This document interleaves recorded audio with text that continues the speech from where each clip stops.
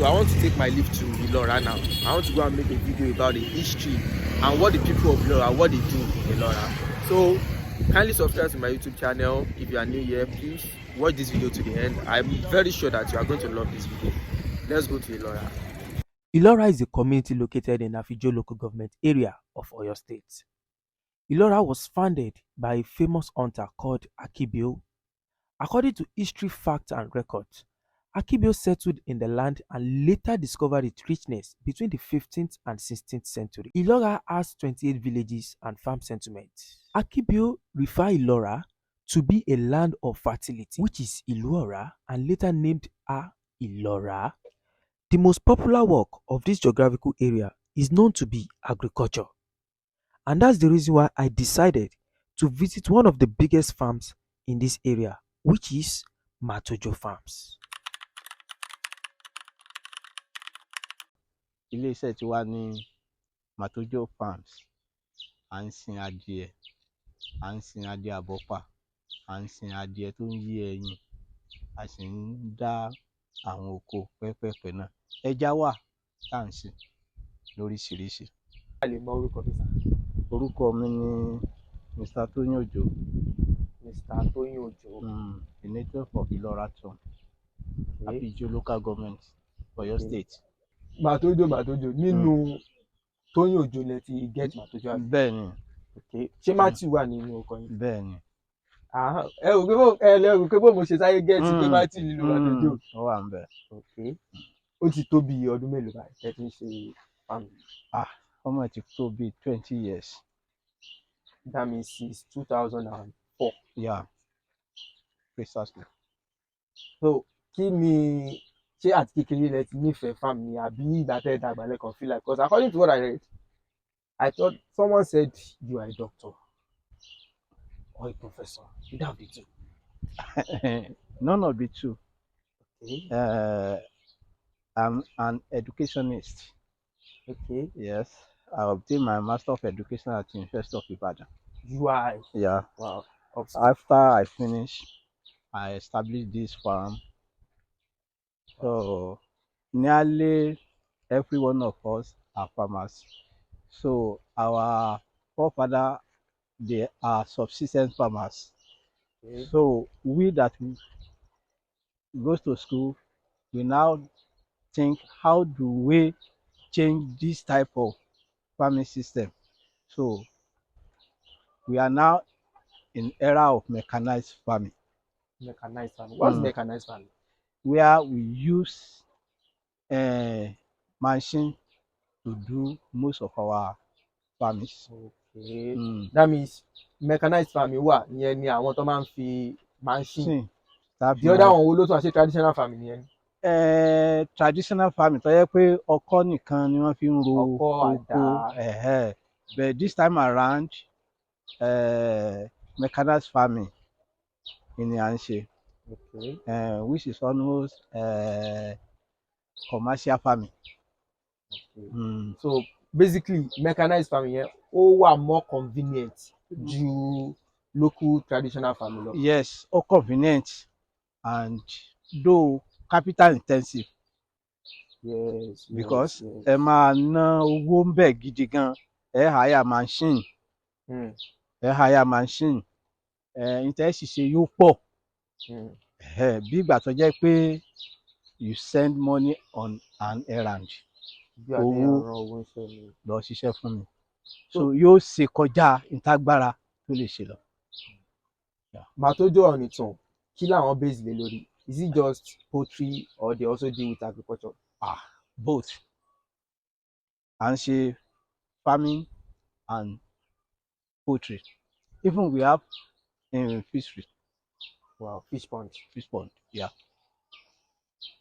So this is part of our poultry.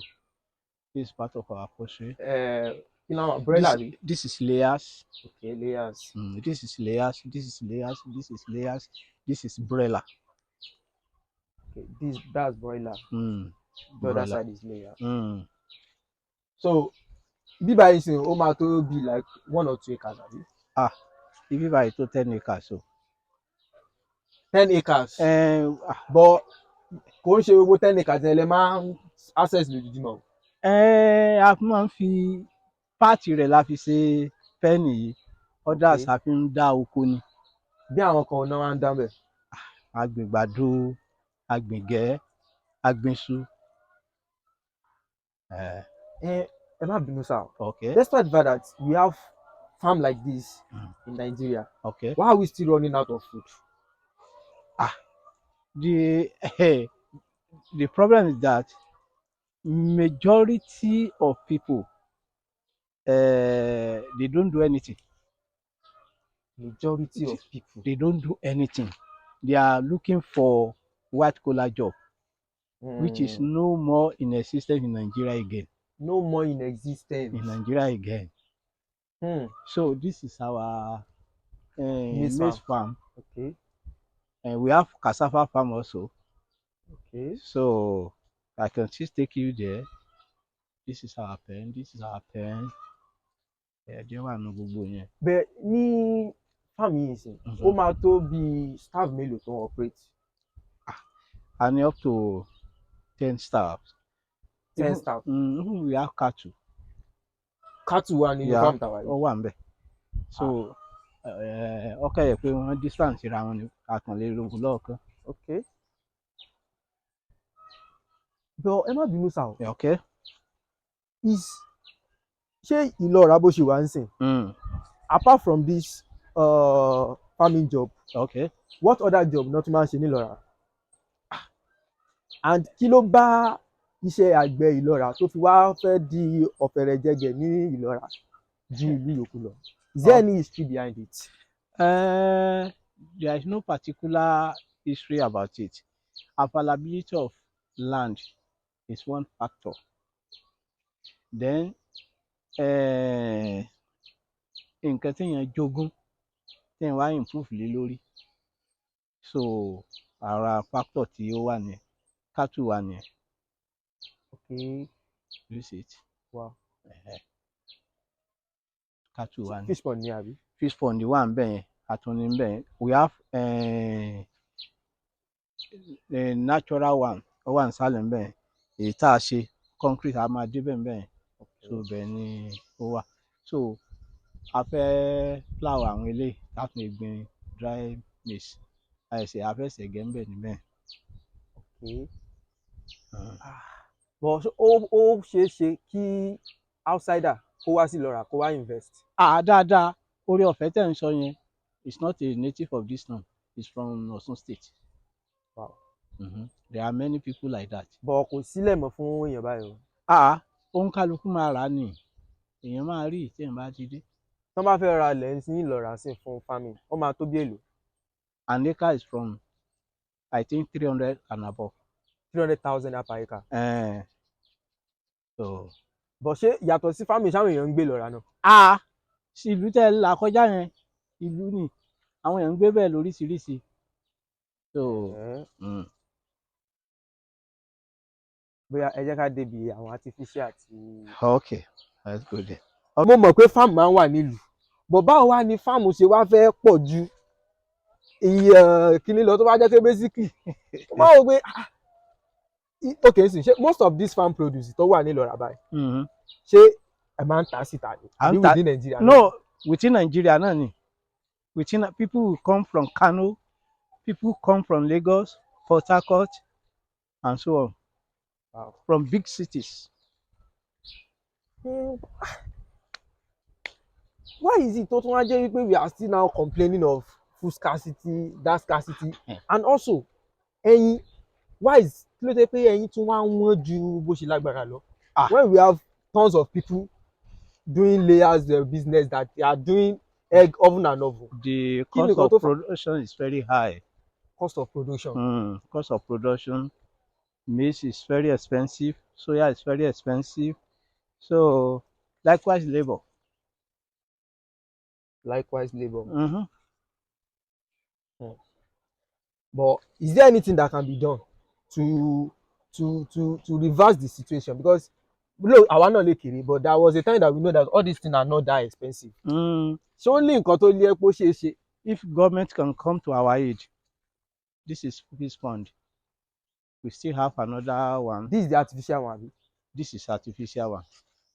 Okay. So Kí ni ìyàtọ̀ tó máa ń wà láàrin artificial àti natural?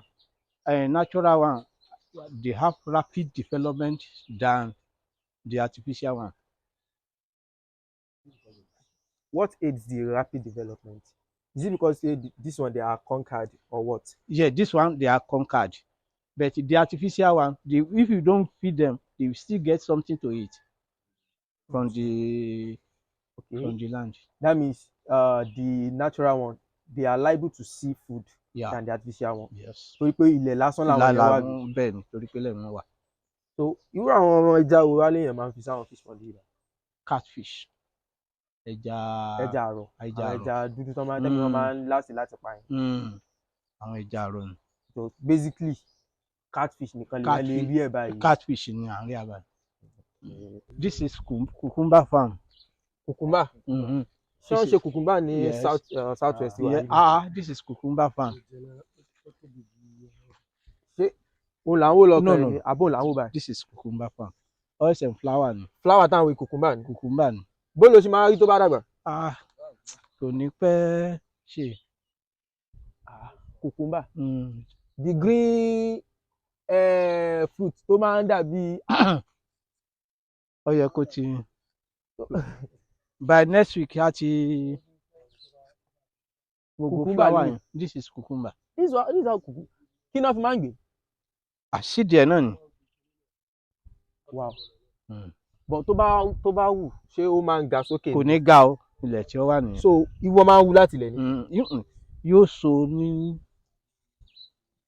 Okay, only cocoa. This is cucumber. Wow. Tí n bá sọ pé mi mọ̀ mo gbogbo thought mi ni pé ilẹ̀ Haúsá náà ti máa ń ṣe cucumber ni. But àwọn táwọn la lè gbìn bí báyìí, ṣé gbogbo ata la lè gbìn? Kò sáta tá a lè gbìn. Even gan south west ni home of pepper now. But why táwọn bá la? Kọbi ara sí ni because àwa ti believe pé àwọn àgbàlagbà arúgbó ló yẹ kó máa ṣe nǹkan yẹn. So ṣó wá ní ọgbọ́n kan tá lè dá sí? Because I could remember when President Tinubu ìgbà tí bàbá wọlé, he said everybody should start farming and people take it personal back then. Well, he said it, but we want government that will fund it.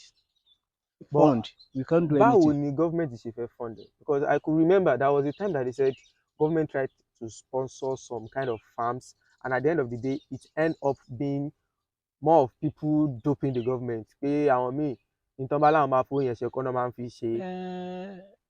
It is so. Torí pé government ò gbé owó yẹn gba ibi tó yẹ kí wọ́n gbé gbà. They should not take it to Ministry of Agri. They should go through cooperative society. Okay, we have many farmers cooperative society. So if they pass through that area, the money will be useful. Okay. And it will get to the. Ṣé cooperative society yẹn ṣáwọn ní connection pẹ̀lú government tó máa jẹ́ kó easy wọn láti get owó yẹn sọ́dọ̀ wọn? Every cooperative society is registered by the government.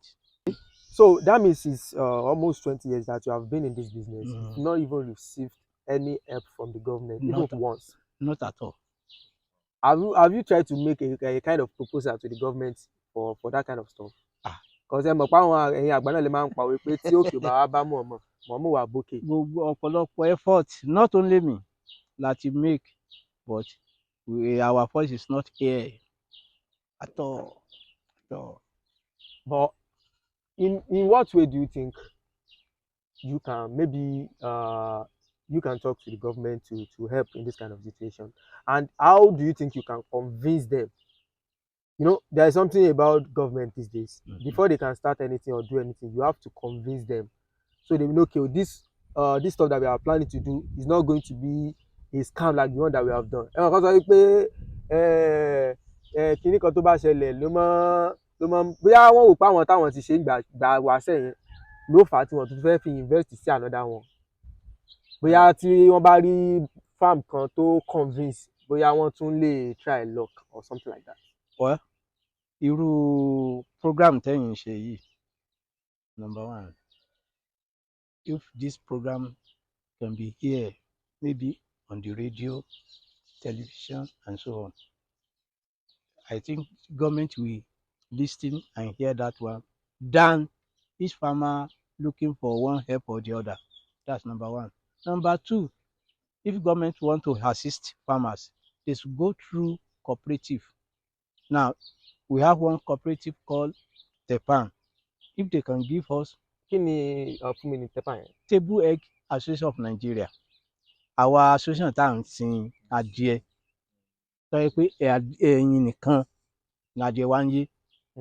So bóyá tí gọ́ọ̀mẹ̀ntì bá lè go through irú àwọn nǹkan yẹn, irú àwọn association bẹ́ẹ̀ yẹn, so this is so amount, by so year you should return it. We know each other and the money will be returned.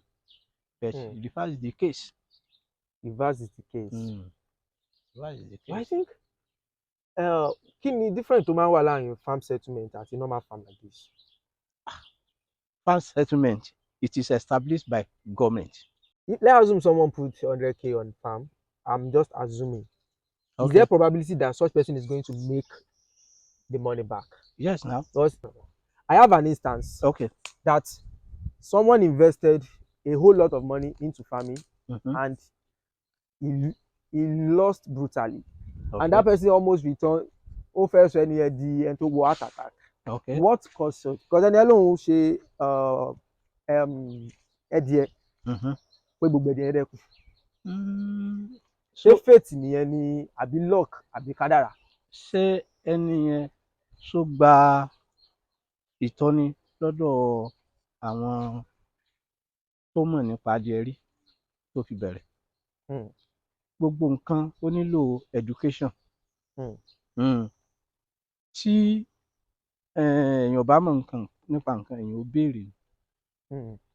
At least there must be a guide for everything that one want to do. Okay, ṣe àwọn local breed náà. But how is the sales of all this stuff? They are very lucrative. There is market for it.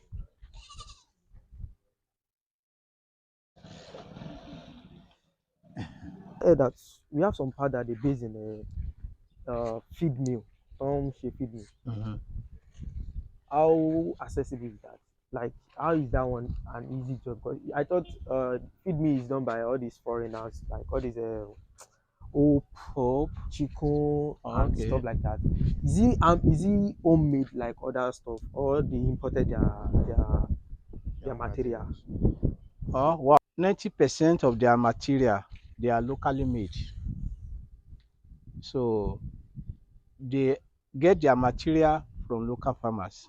Take for instance, in October, they will come to market and buy maize. They will buy soya. Maize and soya, they are the major ingredients that they are using, and they are locally produced.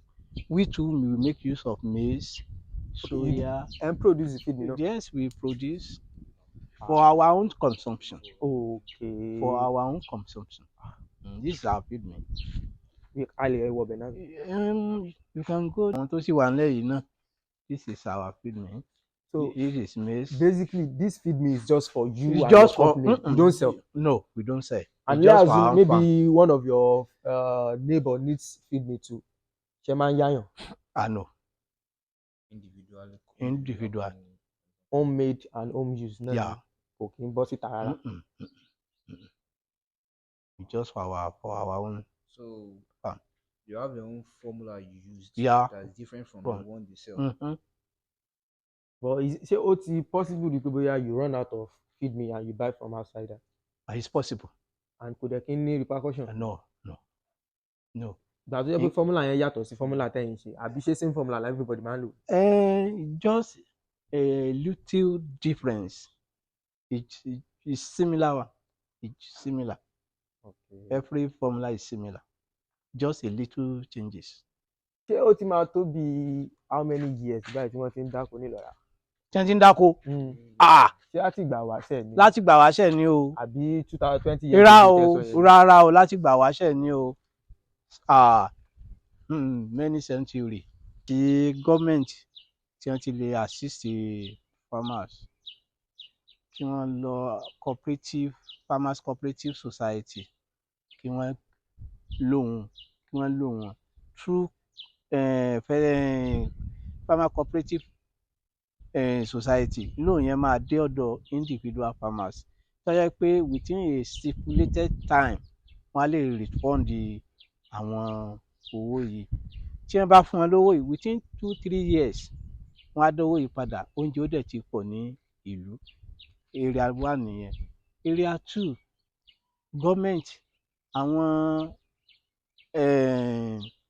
modern equipment kí wọ́n release ẹ̀ fún farmers. Without this equipment á rí i pé kò lè sí good harvest. But táwọn nǹkan yìí bá wà, harvest gidi máa wà tó jẹ́ pé oúnjẹ máa pọ̀ ní ìlú.